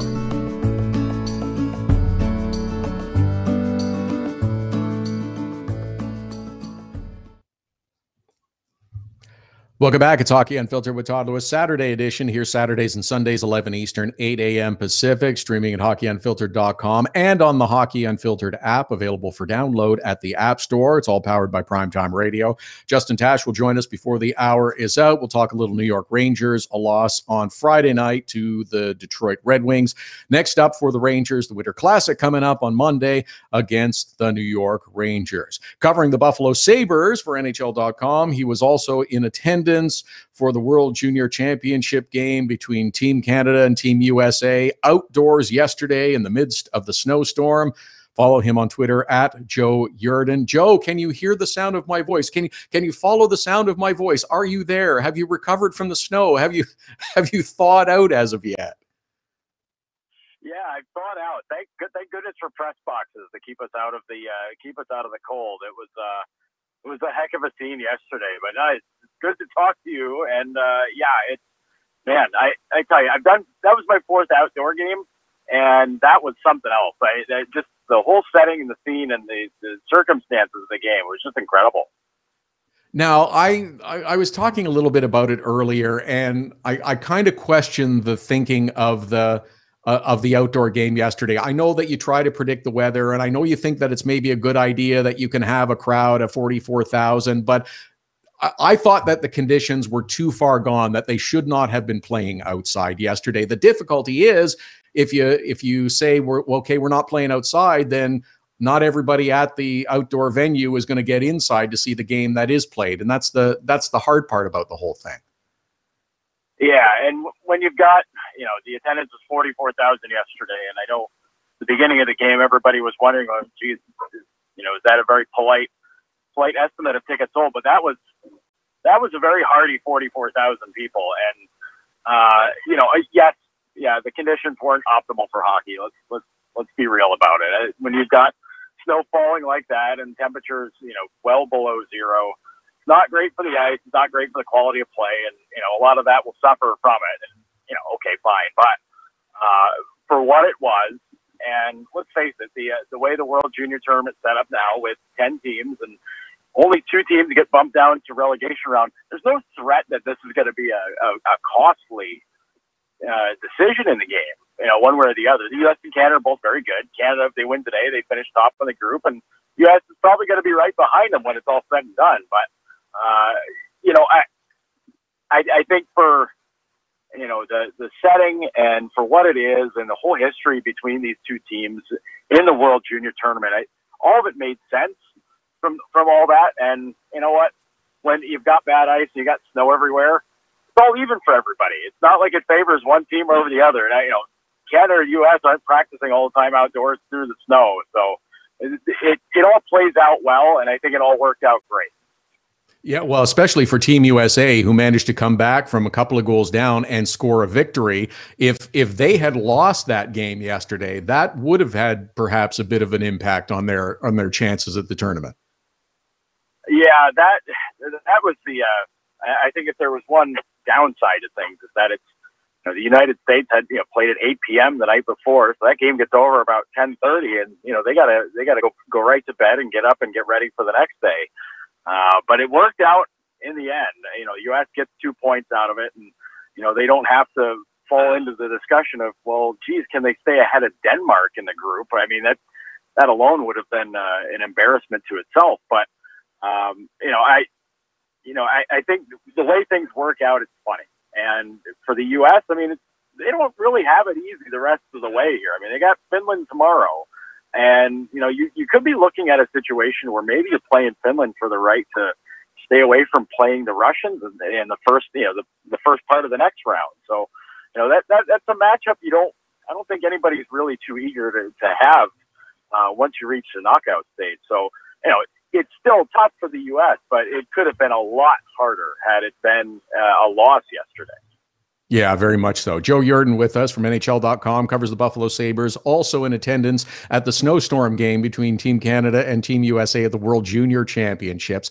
There was some talk of the last couple of days, in the first few days of the tournament, I noticed that some were, let's say, griping about the attendance at some of the preliminary games in the World Juniors in Buffalo. I guess in particular, it was Team Canada against Finland, and there were about 8,000 people, I understand, at the building. And some were saying, "Oh, this is a travesty. How can this happen? That only 8,000 people show up." Well, it's game number 1 of the tournament. Not everybody's buying the whole package because it is a fairly significant investment. If you're buying tickets to these games, it's not $10 a throw. It does cost money to go.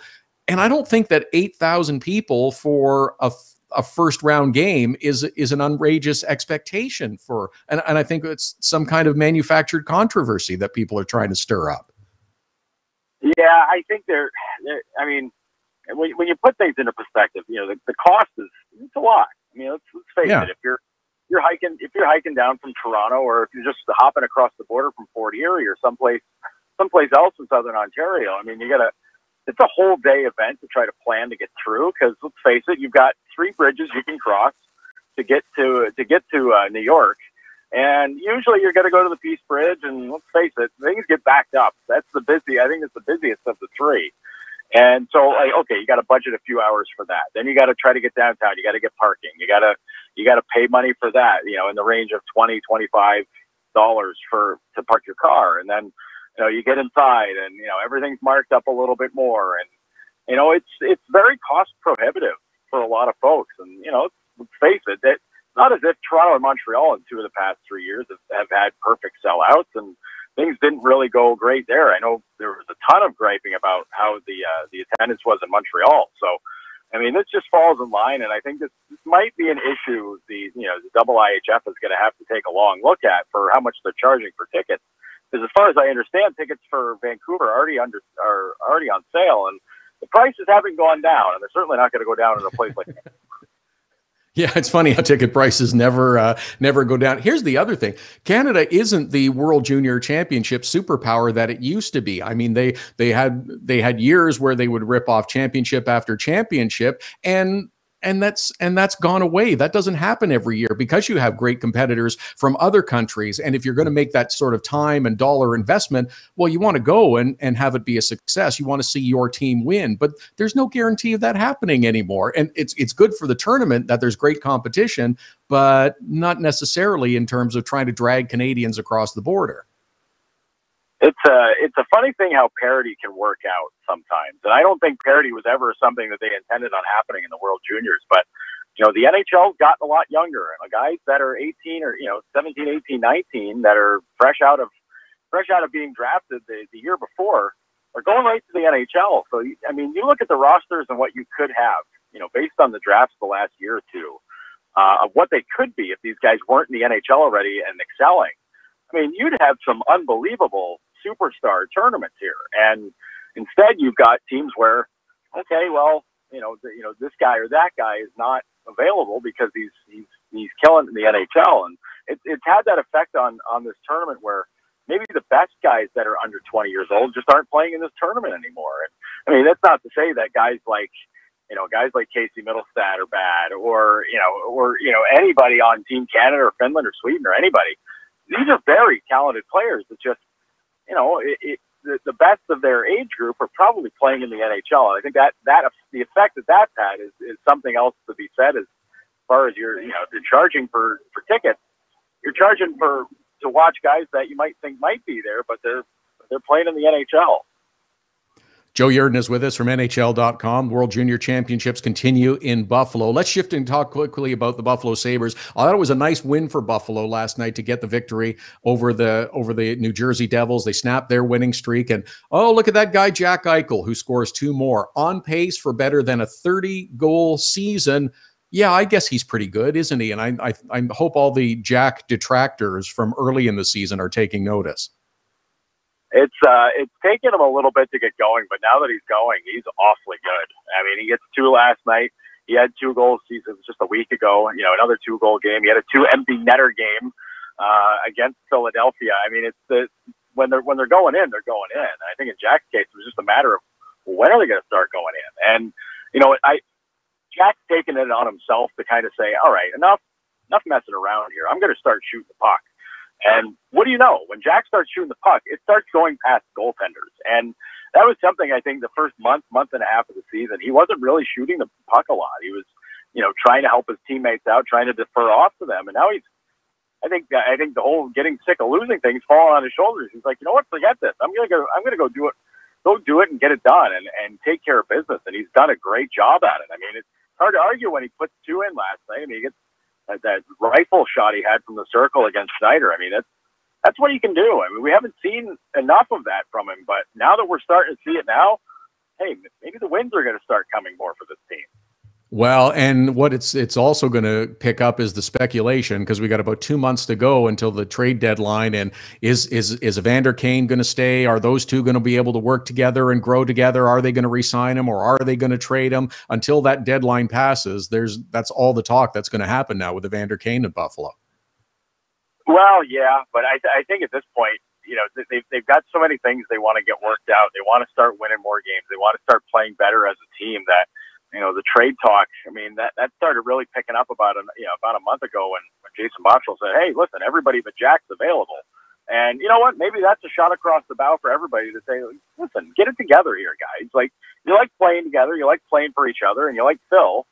Well, figure it out, or else you're going to wind up somewhere else that you might not like. So, I think things have starting to straighten out a bit since that moment. But yeah, I mean, Evander's he's going to be the big ticket item out there for teams. And I said about a month and a half ago, I believe he's going to be traded. I can't see how they're gonna keep him around and not move on. But if he's one of your 2 guys that's scoring goals consistently, maybe you do have to talk contract extension. But I think for what he's going to be able to provide for a contender that needs goals in the postseason, might get a nice king's ransom out of it. Well, and does it become the case of the Sabres and well, Vegas is in a different spot, but they might be forced to hold on to James Neal for the balance of the season, and Evander Kane might become the guy, the focal point. Well, I think about that, and I think, yeah, it's a good point, but then I start thinking about what happened with the Islanders and Kyle Pozo. They were in that spot where it's like, okay, well, he's really great. We can't deal him because we're in a playoff spot, and we're going to need him in the postseason. And when that season was over for the Islanders, Kyle Pozo was basically like, all right, guys, see you later. I'm out. And he was the big fish on the free agency market that year. I think if you're in that position, if James Neal and Evander Kane are both available on July 1st, yeah, it's a nice buyer's market to have, especially if the cap's going up. And to me, that's where teams are, Vegas and Buffalo are going to run into it, where, if you don't get something back for them, you're probably going to lose them unless you're going to pay out the nose. Ooh, could be interesting. Joe Yerdon covering the Buffalo Sabres and for the next week or so, World Junior Hockey Championships. At Joe Yerdon to follow him on Twitter. Glad you're safe. Glad you're thawed out, Joe, and the rest of the games are indoors. Enjoy them. We'll talk to you soon. You got it, Todd. Take care. Take care. Joe Yerdon from NHL.com. I don't know. That was quite the display yesterday in Buffalo with Team USA and Team Canada playing outdoors. The next outdoor game comes up on Monday with the New York Rangers and the Buffalo Sabres. Justin Tasch covers the Rangers for the New York Daily News. He will join us in the next segment. We'll get you set for games on the Saturday schedule, a half dozen of them, then a busy Sunday all coming up as well. Lots to get into before the top of the hour.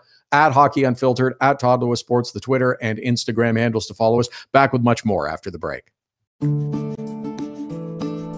The best way to get set for the busy Saturday night of hockey is with Hockey Primetime. Beginning at 5 p.m. Eastern, host Connor McKenna whips you around the league for the latest stories and info leading up to the early game starts. Plus, he'll give his own spin on the biggest stories in the National Hockey League. Hockey Primetime with Connor McKenna. Sometimes serious, sometimes a little goofy, but always interesting. Listen live at hockeyprimetime.com, 5 p.m. Eastern every Saturday. Creativity and innovation are the hallmarks of Nova Product Design. Whether it's mechanical or industrial, cutting-edge technology and a commitment to excellence make Nova Product Design the company to choose. Prototypes and beta units are a Nova Product Design specialty. Striving for revolutionary new ideas and methods keep Nova Product Design at the forefront of innovation. Visit novaproductdesign.com and learn more. Hockey Unfiltered with Todd Lewis sends you to the biggest events at the best prices. This year, we've partnered with Seat Giant to give you special deals on tickets to NHL games, concerts, or other events. Simply go to SeatGiant.com, find the tickets you want. When you check out, use the promo code TODD for a special discount. That's promo code TODD for a special discount. Start saving with SeatGiant.com on your next purchase. Being on the World Wide Web is great. Being found is the tricky part. 1-844-SEO-LEAD. Search engine optimization is the only way your business can get a leg up on the competition. 1-844-SEO-LEAD. For the necessary tools to make your business stand out in a crowded marketplace, 1-844-SEO-LEAD. Now it's even easier to nominate your dog as the Hockey Unfiltered Dog of the Day. We do it every Saturday. Send us a photo on Twitter or now on Instagram with the hashtag HU Dog of the Day. We choose a winner every Saturday. That's simple. Now on Instagram or Twitter, send us the photo using the hashtag HU Dog of the Day, and your dog could be the one added to our gallery on the website and Facebook page. It's the Hockey Unfiltered Dog of the Day every Saturday.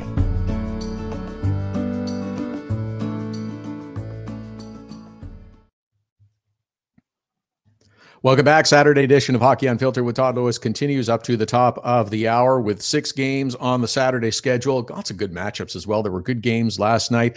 Coming up on Monday, it's the New York Rangers and the Buffalo Sabres in the Winter Classic, what has become a New Year's Day tradition. We'll talk more about that with Justin Tasch, who covers the Rangers for the New York Daily News. Follow him on Twitter at J_Tasch. Justin, good to have you back. And I guess now that the game last night is over with the Detroit Red Wings. It's focus on the outdoor game, go through the process, get ready to understand what the elements are like at Citi Field, and get used to the cold and the temperatures and the like for New York.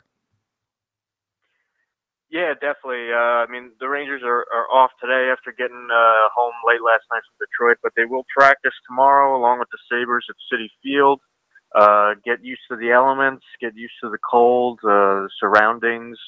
Yeah, I mean, the whole thing has been sort of building. You know, they've had the road to the Winter Classic going on, cameras around, a lot of people asking players and coaches about it. So, you know, they've tried to kind of focus on each game as it comes, but now that that's the next one, they can kind of put all their energy to it. Guys are pretty excited. A lot of them haven't played in an outdoor game before or Winter Classic before, so yeah, it should be interesting. It's going to be pretty cold, and you know, obviously the Rangers took a tough loss shootout last night, so points are going to be pretty big as well. Yeah, points important in the division, and it's such a competitive division with the Metropolitan. Henrik Lundqvist has played outdoors before. He's had some pretty good success in outdoor games previously, and he's also, I think, surprised a few people at times this year. Once the initial struggles with the New York Rangers at the start of the season were over with, it seems as though I watch a game or I see the highlights with Henrik Lundqvist, and there's at least one outstanding save that he's made to help the team onto a victory and preserve a victory. And he had one or two of them last night against the Detroit Red Wings as well. Yeah, absolutely. There was one sliding save I remember that was particularly outstanding last night. But yeah, he has been the biggest reason the Rangers have turned their season around after that really rough start. I mean, he has kind of adjusted his style. He's more aggressive.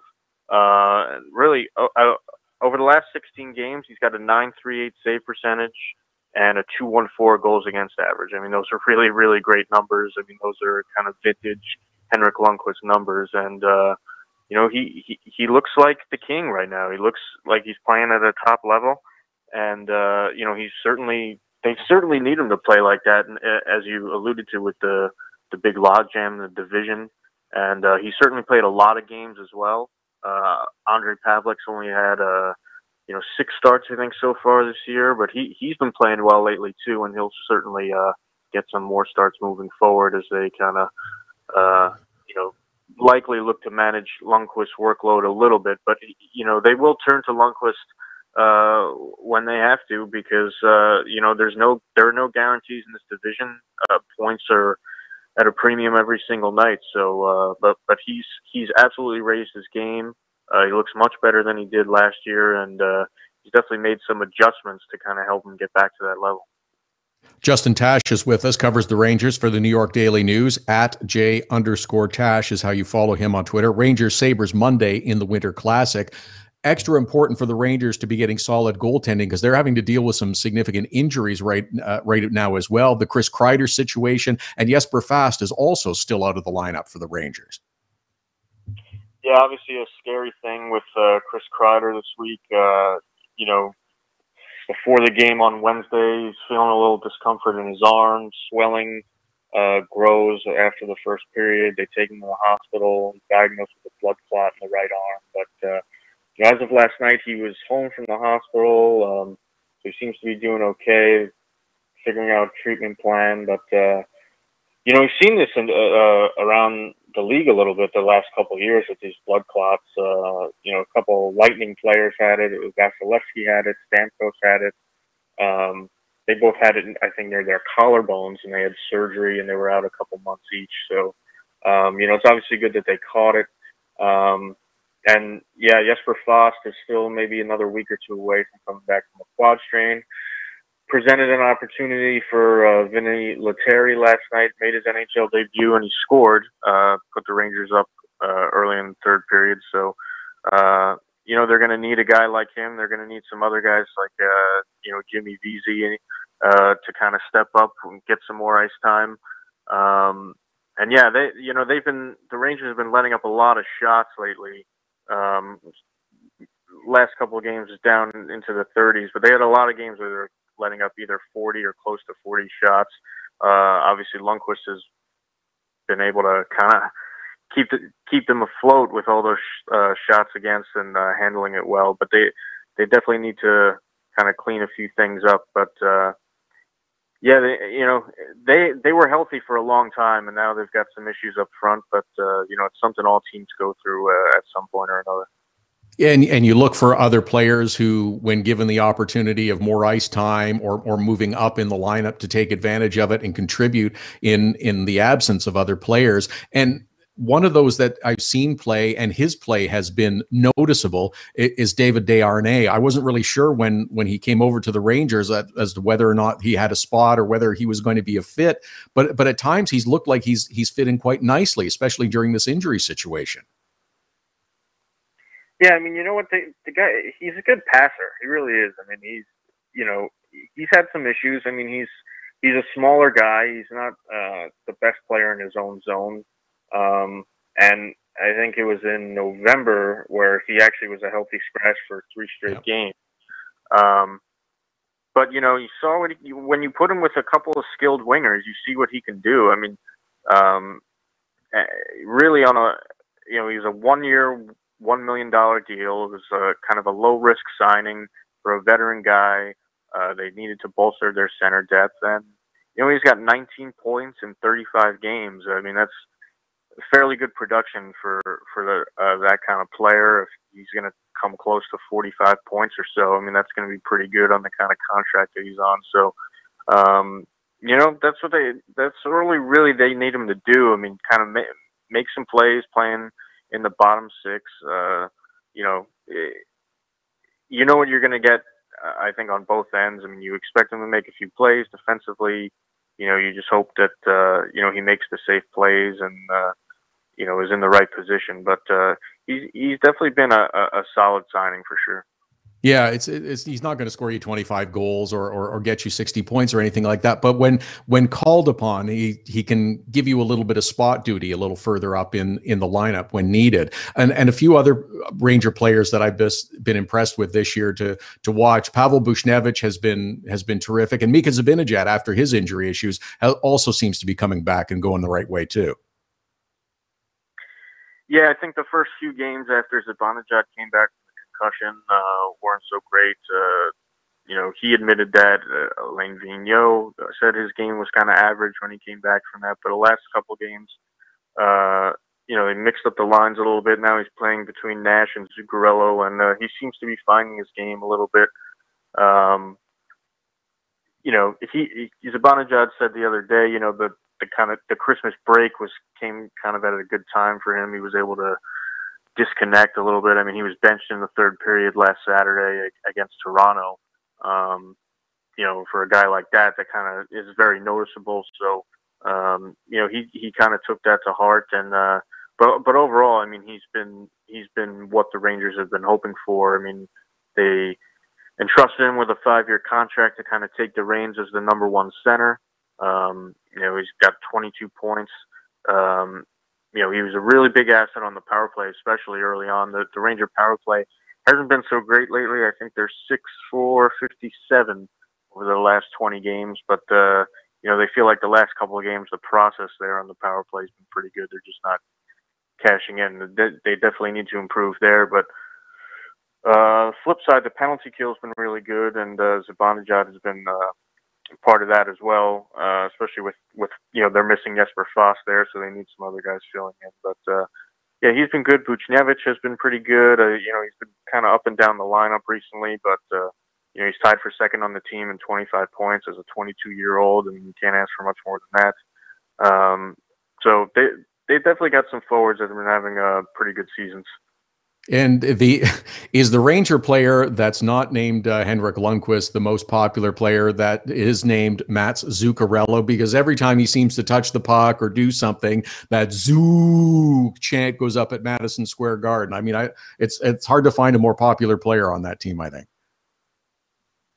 Yeah, I think you're exactly right. I think it's just over the years, the crowd has just gotten more and more behind him. I think he's obviously he's another guy like Desharnais. He's a smaller player, so there's already that kind of underdog thing with him. But he doesn't back down from anybody. I mean, you see him. I mean, he'll start pushing and shoving with guys that seem so much bigger than him if he feels like he needs to. He tries to get his team going.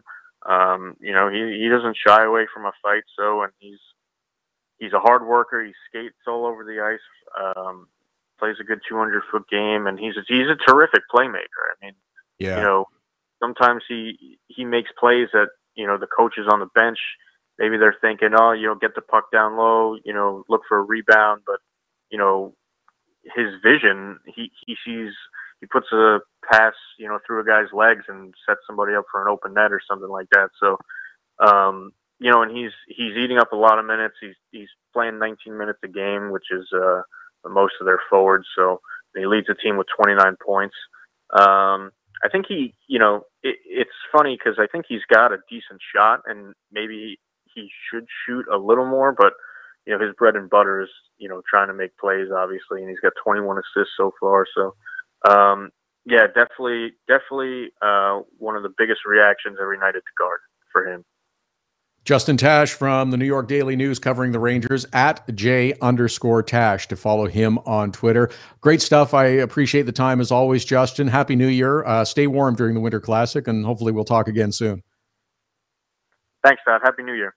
Thank you. Happy New Year to Justin Tasch and the New York Daily News. Rangers and Sabres coming up Monday in the Winter Classic. Just that zook, zook, zook chant. And look, we did the whole segment with Justin, didn't say a word about Rick Nash. Didn't say a word about Rick Nash. There will be lots of talk about Rick Nash over the next 2 months because the trade deadline will be coming up and what the Rangers are doing in the playoffs right now. First wild card team, 45 points. They are 4th in the division. That's 2 behind Columbus, who are 2 behind Washington, and 1 more ahead to the New Jersey Devils at 50 points up on top. It's close. It's a tight fight. The Islanders are just a single point behind the New York Rangers right now. At Hockey Unfiltered, at Todd Lewis Sports, Twitter and Instagram handles. We'll take you up to the top of the hour, get you set for the 6 on the Saturday schedule. Then the final day of 2017 coming up tomorrow. We'll do quarterly reports, second quarter reports for all 31 in the NHL tomorrow. And of course, fantasy help tomorrow as well. Steve Laidlaw, the final Fantasy 5, #Fantasy 5 for 2017. Hockey Unfiltered with Todd Lewis, back with more after the break. So you had to get groceries, take your daughter to dance class, and a pipe burst in the kitchen. You missed Hockey Unfiltered with Todd Lewis. No problem. All of our shows are available as a podcast right after the show airs, so you can listen when life gets in the way of hearing us live. Subscribe through iTunes and get alerts as soon as the podcast is available, or go to our website, hockeyunfiltered.com, and listen. Plus, check out the other cool stuff, the Hockey Unfiltered with Todd Lewis podcast. Subscribe now through iTunes. Get your business started getting more leads. 1-844-SEO-LEAD. The number to call if you want more online leads for your business is 1-844-SEO-LEAD. Search engine optimization can be the difference between success and failure. It's no coincidence which businesses are listed first in Google searches. Call 1-844-SEO-LEAD. Hockey Unfiltered with Todd Lewis sends you to the biggest events at the best prices. This year, we've partnered with Seat Giant to give you special deals on tickets to NHL games, concerts, or other events. Simply go to SeatGiant.com, find the tickets you want. When you check out, use the promo code TODD for a special discount. That's promo code TODD for a special discount. Start saving with SeatGiant.com on your next purchase. Nova Product Design is designed for manufacturing. Nova Product Design can get the job done with mechanical and industrial design. Nova Product Design is also fully functional for laser cutting, water jet cutting, plating, coatings, and more. Nova Product Design, innovative design and the latest technologies. Nova Product Design can design, build, and test any required types of prototypes and beta units. Visit NovaProductDesign.com. We're looking for your Hockey Unfiltered Dog of the Day nominations every Saturday. Now you can send them through Instagram. Use the hashtag #HUDogoftheDay. Send us a photo of your dog on Twitter or Instagram to nominate them as the HU Dog of the Day. Include your name, the dog's name, and any other cool details you want. We choose a winner and add them to the Dog of the Day gallery on our website and Facebook page. It's the Hockey Unfiltered Dog of the Day every Saturday. Hashtag HU Dog of the Day.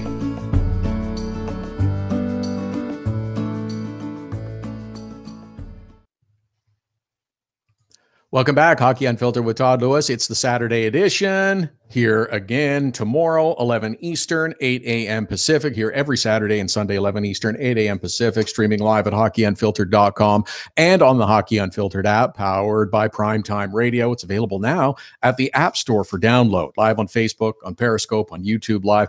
Busy couple of hours. We had such a busy Saturday and Friday in the NHL. Tomorrow is busy as well. And then it's just one game on Monday, the Winter Classic coming up. Our thanks again to Justin Tasch for the New York Rangers info on the Rangers. Their loss last night against the Detroit Red Wings, and coming up their next contest against the Sabres on Monday in the Winter Classic.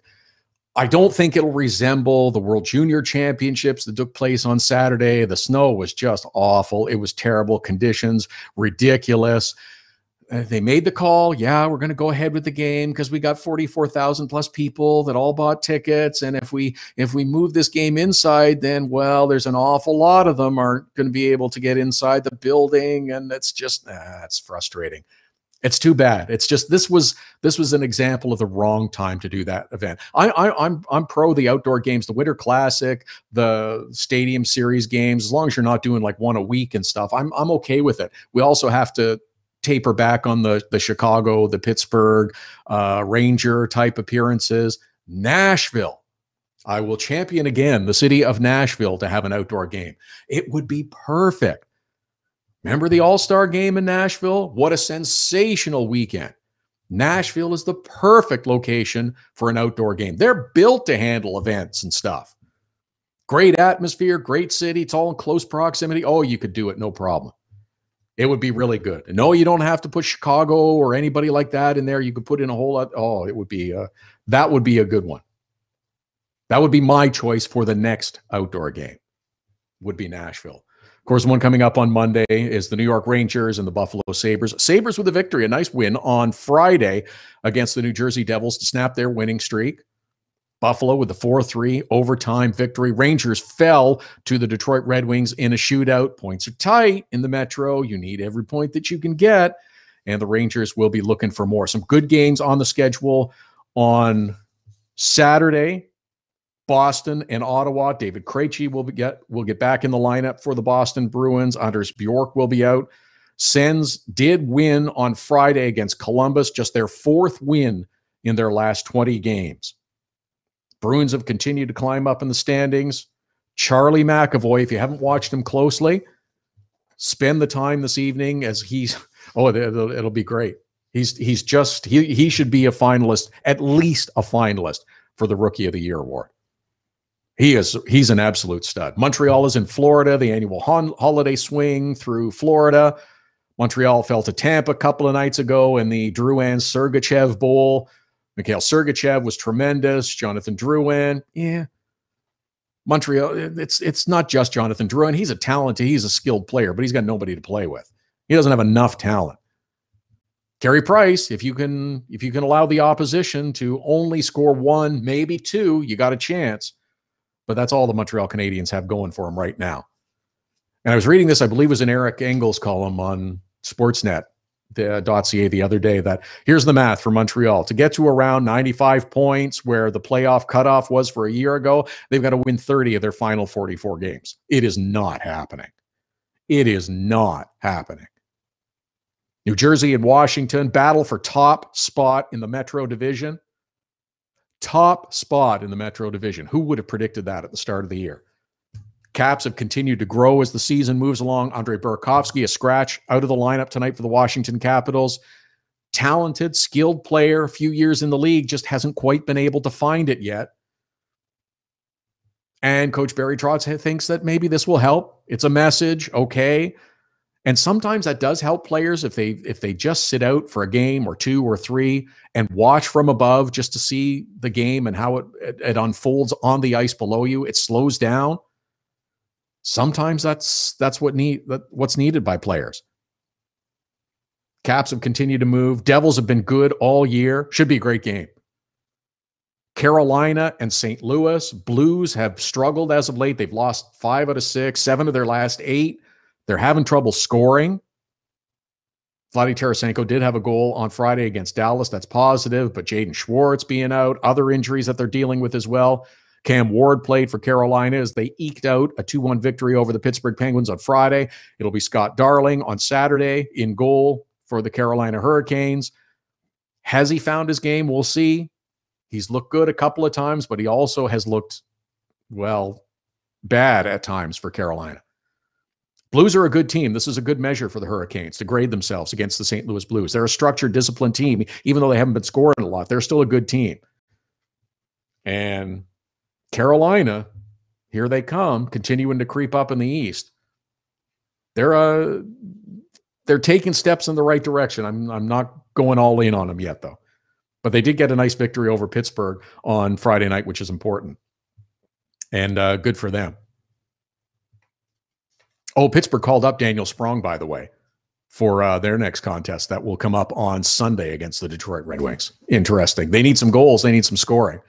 And there'll be a lot of talk about Pittsburgh, I suspect, on Hockey Night in Canada and what the trade situation is and the possibilities of trades for the Pittsburgh Penguins. The name of Chris Letang has been getting thrown around over the last couple of days. That's a hard one. 4 years at north of $7 million left on that contract. Talented, skilled player, has had some awful injuries and medical issues over the last few years. I don't know if I'm taking that chance. And if you're Pittsburgh, what are you going to get in return? Sure, cap space. But I don't know. Do you want to give up a defenseman of that talent, that skill, that ability? I think you need to supplement him, need to manage him a little bit.